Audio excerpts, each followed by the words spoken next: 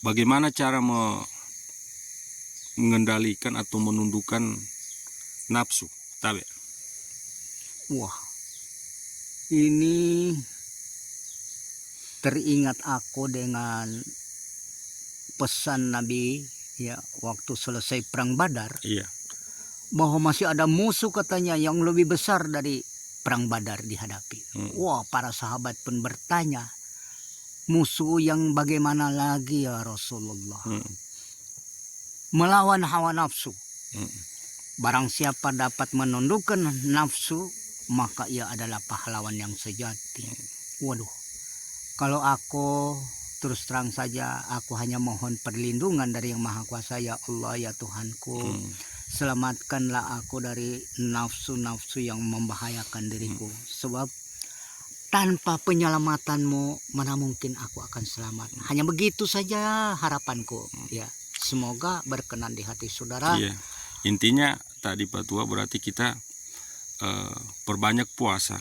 Iya. Jadi puasa itu bukan hanya sekedar menahan hawa keinginan untuk makan. Iya, mencegah segala-galanya. Tapi segala keinginan harus dibatasi. Insya Allah dengan jalan itu mendapat keridhaan dari Allah. Amin. Ya. Oke, makasih. Ya. Berikutnya ini Pak Tua, pertanyaan dari nama akunnya Husain. Pertama dia bertanya, bagaimana caranya agar jasad dan ruh sama-sama berangkat menghadap kepada Allah bila kita meninggal dunia, tabe? Tidak lain jalan ditempuh, hanya satu saja. Lebihkan segala-galanya daripada mengingat Allah. Berarti hanya mengingat Allah itulah yang terpenting. Lebih daripada itu tidak ada. Ya. Dengan cara apa saja? Iya. Iya, zikir, Iya. Nah, itu kuncinya ya. Iya. Ada lagi tambahan lain? Kurasa sudah cukup. Ya. Berarti kita harus istilahnya istiqomah. Iya. Dan tentunya kita harus meminta juga kan kepada Tuhan untuk kita bisa istiqomah. Karena kita rendah adanya, meminta kepada yang tinggi. Adapun yang rendah ini bagian dari yang tinggi. Betul? Iya. Oke. Belum tentu semua orang membenarkan apa yang dikatakan oleh Plato. Tapi aku membenarkan Plato. Karena apa? Sesuai dengan kajianku, dia mengatakan, mau melihat Tuhan, lihatlah ciptaan. Aku setuju, ya. Sebab kalau dia tidak menciptakan sesuatu, mana kita tahu bahwa Tuhan itu ada, ya. Hanya memang adanya gaib, laisa kamitslihi syai'un, ya. Lalu bagaimana dengan Aristoteles, ya? Aristoteles itu mengatakan Tuhan itu adalah akal yang paling tinggi. Aku setuju. Jadi kalau akal yang ada pada otak kita ini cici-cici akal ya. Jadi rendah sekali. Kenapa aku membenarkan kata-kata Aristoteles akal yang paling tinggi? Tidak ada lagi akal di atas akal selain Tuhan itu. Jadi aku katakan Aristoteles itu benar ya. Bahwa Tuhan itu adalah akal yang paling tinggi. Tidak ada lagi akal yang lebih tinggi daripada Tuhan.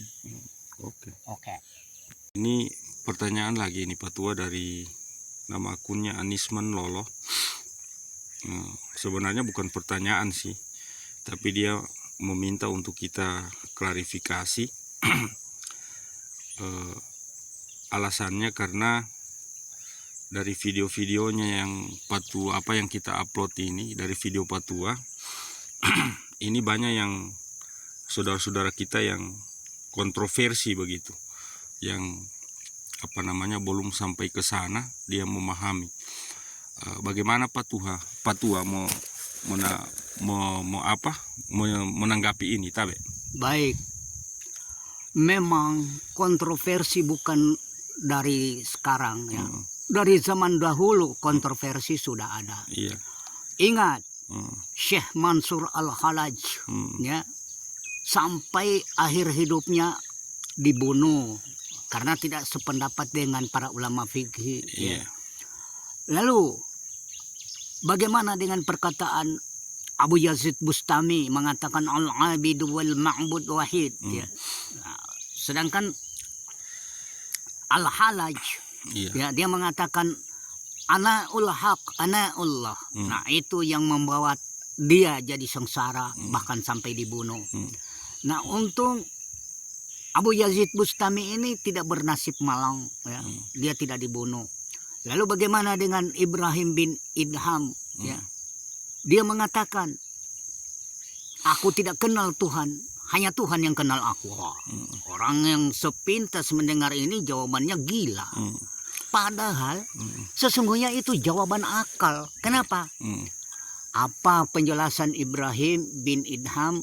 Aku tidak kenal Tuhan, hanya Tuhan yang kenal aku. Jika ia tidak mengajarkan aku tentang dia, mana mungkin aku tahu dia? Logika kan? Iya. Nah, jadi mohon saudaraku ya yang belum mencapai tingkat-tingkat tinggi seperti si Mansur Al-Halaj, Ibrahim bin Idham, Abu Hasan An-Nuri, Abu Yazid Bustami, bahkan di Indonesia Syekh Siti Jenar dengan lawan-lawannya yang 9 orang itu selalu kontroversi, Pak.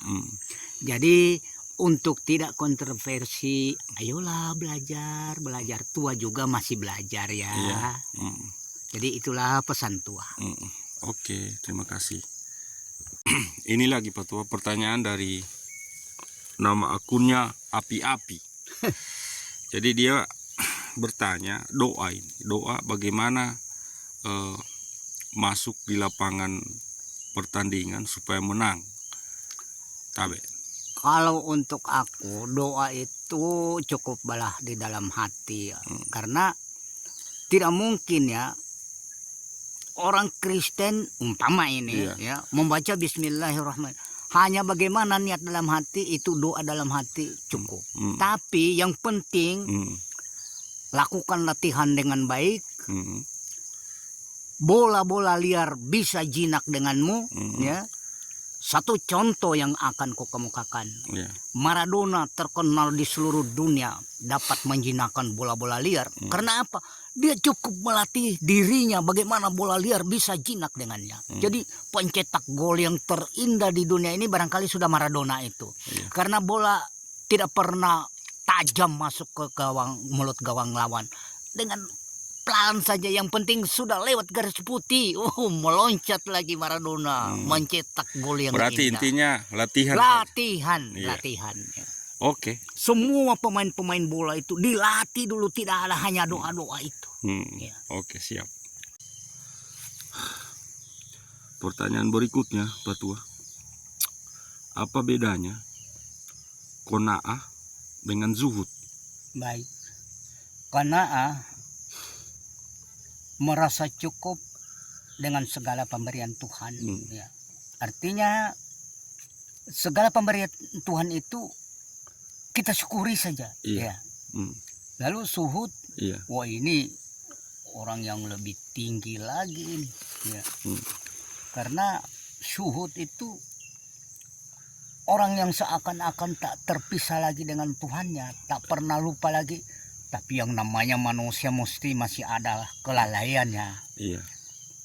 Jadi termasuk di tingkat tinggi ini. Ya. Zuhud ya?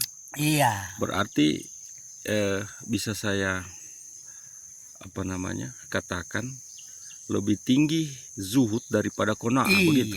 Iya lebih tinggi. Ya. Karena di tingkat seakan-akan orang tak terpisah lagi dengan Tuhan, seakan-akan dunia ini sudah lepas dengan dia. Iya. Nah, itu. Iya. Itu zuhud. Iya, orang yang sudah terlalu tinggi tingkatannya. Iya. Oke, makasih. Ya.